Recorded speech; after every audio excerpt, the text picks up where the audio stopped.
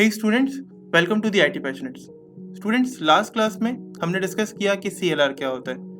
अब इससे पहले वाली क्लास में हमने डिस्कस किया था कि CLR और C# लाइब्रेरीज या क्लास लाइब्रेरीज की मदद से हम एक .NET की एप्लीकेशन को डेवलप कर रहे होते हैं। तो हमने CLR को तो देख लिया, बट हमने क्लास लाइब्रेरी या हमने क्लास को नहीं देखा, जो कि आर्किटेक्चर ऑफ .NET फ्रेमवर्क के अंदर अगेन अगर एक .NET की एप्लीकेशन बना रहा हूँ मैं, तो उसका आर्किटेक्चर क्या होता है हमें इसको डिस्कस करना होगा।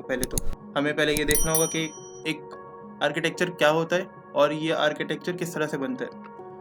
अब अगर मैं C# की बात करूँ तो C# की, अगर मैं .NET की एप्लीकेशंस की बात करूँ, वो VB पे भी हो सकती हैं, वो अगेन F# पे भी हो सकती हैं। अगर मैं .NET की एप्लीकेशन की बात करूँ तो ये क्लासेस के ऊपर कंप्राइज कर रही होती है, यानी बहुत सारी क्लासेस मिलकर रेलिवेंट, अगेन यहाँ पे क्लासेस के जो कलर्स हैं वो बता रहे हैं कि क्लासेस रेलिवेंट है आपस में।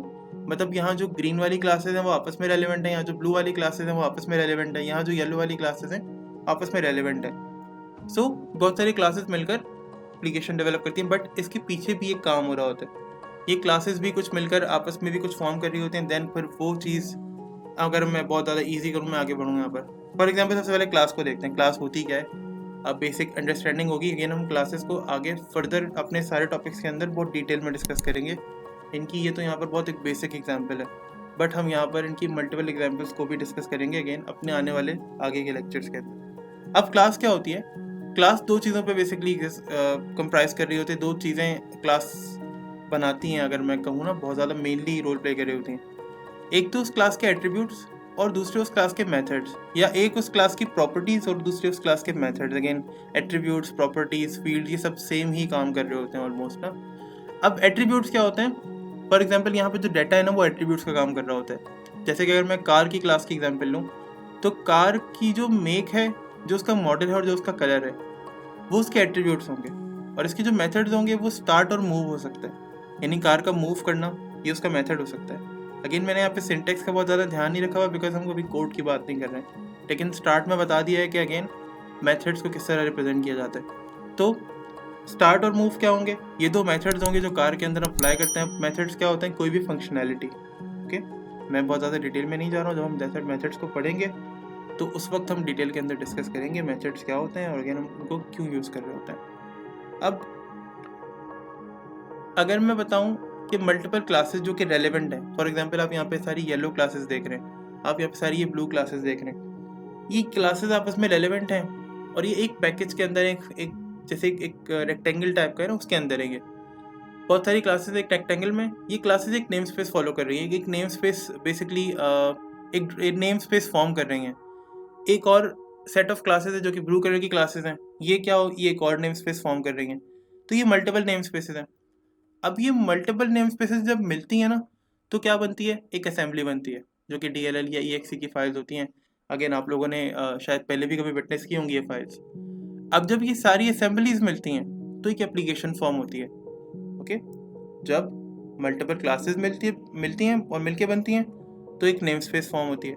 जब नेम स्पेसेस मिलती हैं तो असेंबलीज बनती हैं, और जब मल्टीपल असेंबलीज मिलती हैं तो एक एप्लीकेशन फॉर्म होती है। ओके, सो आर्किटेक्चर किस तरह काम करता है .NET एप्लीकेशन का, कि हम क्या करते हैं? अगेन हम रिवीजन अगर करें इसको दोबारा से, अगर देखें, एक क्लास, बहुत सारी रेलेवेंट क्लासेस आपस में एप्लीकेशन डेवलप करती हैं। अगर इसको थोड़ा सा और ब्रेक करके देखें तो बहुत सारी क्लासेस जो रेलेवेंट हैं वो एक नेम स्पेस फॉलो करती हैं। ऐसे ही एक नेम स्पेस जिसके अंदर मल्टीपल रेलेवेंट क्लासेस हैं, अगर मल्टीपल नेम स्पेसेस मिल जाएंगी तो वो क्या बना लेंगी?